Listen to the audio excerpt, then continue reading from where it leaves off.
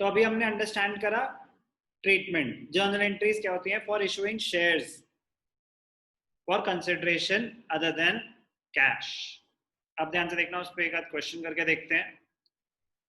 Question number 29, TS graver, अमृत धारा limited issued 800 equity shares of rupees 100 each at a premium of 25%। उन्होंने खुद ही बता रखे हैं नंबर ऑफ शेयर्स, तो फिर हमें वर्किंग नोट कैलकुलेट करने की जरूरत नहीं होती कि नंबर ऑफ शेयर्स कितने हैं।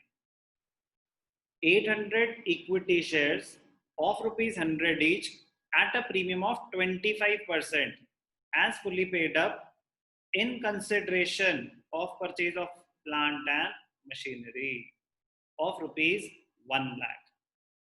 Pass the entry in company's journal। Company कौन सी? अमृत धारा।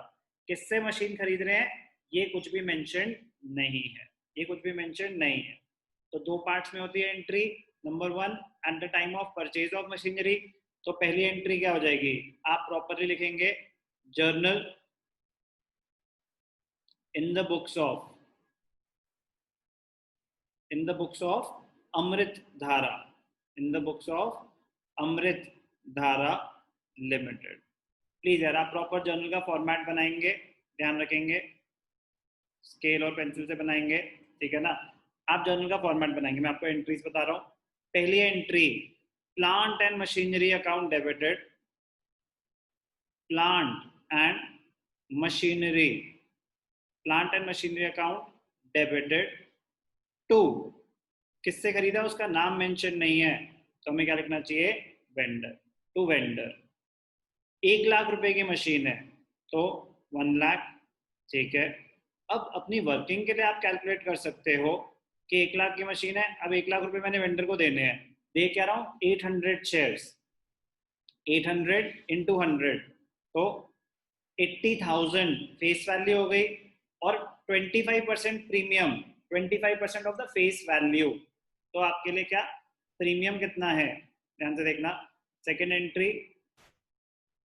Vendor debited, vendor debited, vendor को तो 1 लाख रुपए देने हैं, vendor debited to, vendor debited to, क्या दे रहे हैं हम? Equity shares, equity share capital. अब इक्विटी शेयर कैपिटल कितने शेयर्स हैं? 800 इंटू 100, तो ये कितना हो गया? 80,000 to securities premium reserve, to securities premium reserve. कितना है securities premium reserve? 800 into 25% premium, 25% किसका? फेस वैल्यू का। फेस वैल्यू 100 रुपीज है तो 25 रुपए प्रीमियम हो गया। तो सिक्योरिटीज प्रीमियम रिजर्व 25 रुपए पर शेयर है, तो टोटल हो गया 20,000। Vendor debited to equity share capital to securities premium reserve. Entries same रहेंगी, हमें बस ध्यान से क्वेश्चन को रीड करना है। क्या था ये? Question number 29। एक और क्वेश्चन करके दिखाता हूँ। स्टेप्स दो ही होते हैं। पहला, जो एसेट परचेज कर रहे हैं, calculation of liability towards the vendor, आ गई जी, एसेट आ गया, लायबिलिटी पता चल गई। दूसरा, सेटलमेंट ऑफ दैट लायबिलिटी। एक और क्वेश्चन देख लेते हैं, question number 30। Question number 30 same concept पे बेस्ड है। Question number 30 of TS Grewal, Rajan limited purchase assets. अब नाम मेंशन नहीं है तो हमें क्या लिखना चाहिए? Sundry assets. उस केस में हम क्या लिख सकते हैं? Sundry assets account from Geeta and company. अब किससे सामान खरीद रहे हैं? नाम मेंशनड है, कौन खरीद रहा है ये भी मेंशनड है। जो खरीद रहा है उसका नाम तो जर्नल एंट्री में आ नहीं सकता, बट जिससे खरीद रहे हैं उसका नाम अगर मेंशनड है तो उसके नाम से एंट्री पास होगी, अदरवाइज वेंडर। 5 लाख रुपए के एसेट्स खरीदे, a sum of rupees 1 lakh was paid by means of a bank draft. आप चेक दें या ड्राफ्ट दें, आपके एंट्री में बैंक अकाउंट ही क्रेडिट होगा। And for the balance due to Rajan limited we issued equity shares of rupees 10 each at a premium of 25%। तो simple है, क्या लिखेंगे हम? Journal in the books of journal in the books of Rajan Limited. Rajan limited क्या खरीदा? Sundry assets. तो पहली entry क्या हो जाएगी? Sundry assets, sundry assets account debited to, किससे से खरीदा हमने सामान? Geeta and company, Geeta and company. 5 lakh के आपने एसेट्स खरीदे, आपने एसेट्स कितने खरीदे? 5 लाख के। अब ध्यान से देखना, नेक्स्ट एंट्री करने से पहले आपको वर्किंग नोट बनाने चाहिए। वर्किंग नोट में क्या लिखेंगे हम? ध्यान से देखना,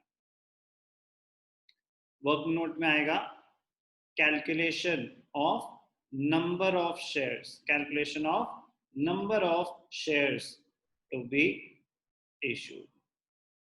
तो नंबर ऑफ शेयर्स कैसे निकालते हैं? नंबर ऑफ शेयर्स होता है नेट अमाउंट पेएबल। नेटवर्थ तब लिखना चाहिए जब और कोई भी सोर्स ऑफ पेमेंट है, कोई भी मोड ऑफ पेमेंट कुछ और भी है। तो net amount payable divided by issue price. तो नेट अमाउंट पेएबल 5 लाख का एसेट्स खरीद रहे थे, 1 लाख रुपए हमने ड्राफ्ट से दे दिए, 1 लाख रुपए दे दिए, तो नेट अमाउंट पेएबल कितना बचा? 4 लाख।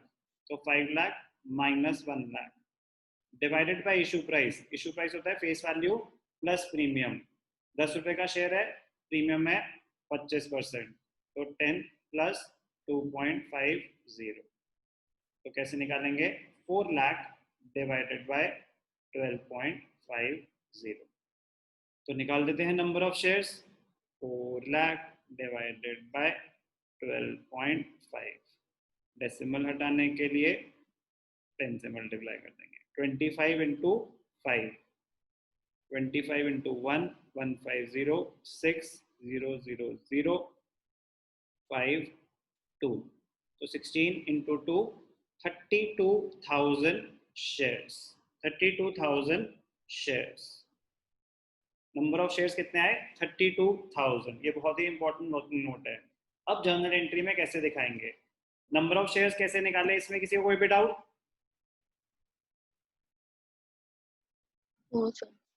ओके, ठीक है, good.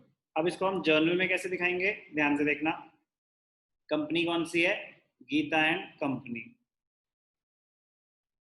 Gita and company debited. Geeta and company को तो 5 लाख ही देने हैं, तो जितना बैंक ड्राफ्ट से दे रहे हो वो लिखेंगे to bank account, to bank account. तो 1 लाख का तो आपने ड्राफ्ट दे दिया, बचे 4 लाख। वो कैसे सेटल हो रहे हैं? Through shares of ₹10 each at a premium. 32,000 shares हैं। आप कैलकुलेशन चेक करते हैं कहीं कुछ गलती ना हुई हो।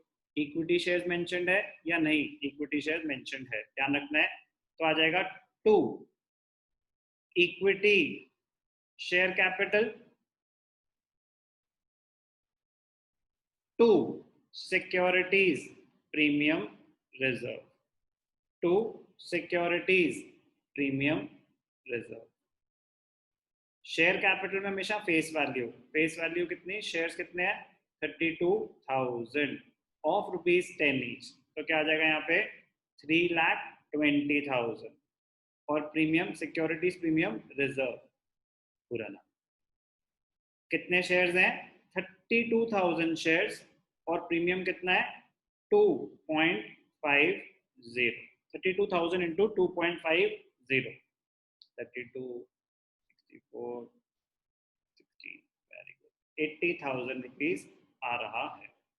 डेबिट्स और क्रेडिट्स मैच कर जाएं तो शाबाश, नहीं करें तो शर्म की बात, मतलब आपने कोई एरर कर दिया है। तो डेबिट्स और क्रेडिट्स मैच कर रहे हैं तो आपकी कैलकुलेशन सही रही होगी। वर्किंग नोट इंपॉर्टेंट है, बट आई रिपीट, शेयर्स में ये सबसे स्कोरिंग पार्ट होता है when shares are issued for consideration other than cash। बड़ा ही मजेदार, बड़ा ही सिंपल सा कॉन्सेप्ट है, सिंपल रहने देना। टाइमली करा करो काम, कॉन्सेप्ट्स स्ट्रॉन्ग रहेंगे।